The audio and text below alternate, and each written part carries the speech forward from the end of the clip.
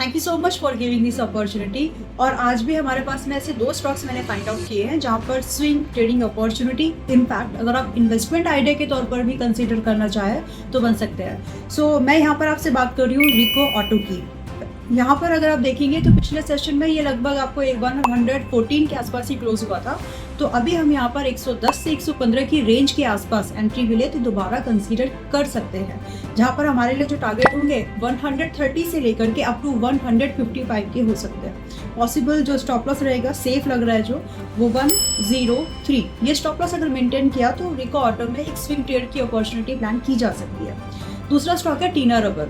आप इसको देखेंगे तो ये हमको ये 800 से लेकर के 835 इस रेंज में फ्रेश बाइंग व्यू बनता है। प्राइस स्ट्रक्चर की अगर बात करोगे तो इनवर्स हेड एंड शोल्डर ये सारे पैटर्न फॉर्मेशन हुए हैं, बट मोर और लेस अगर आप बात करें लंबे कंसोलिडेशन के बाद अब यहाँ पर एक फ्रेश ब्रेकआउट मूवमेंट बन सकता है।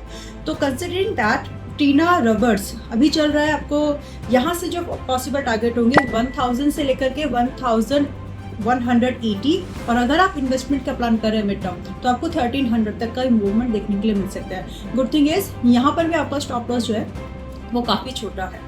तो ये 2 स्टॉक्स हैं मेरे रडार पर। बाकी कल जो स्टॉक्स आपको दिए थे जैसे कि टाटा एलेक्सी और भी कुछ स्टॉक्स उनमें टारगेट्स हुए हैं, कोफोर्स दिया था।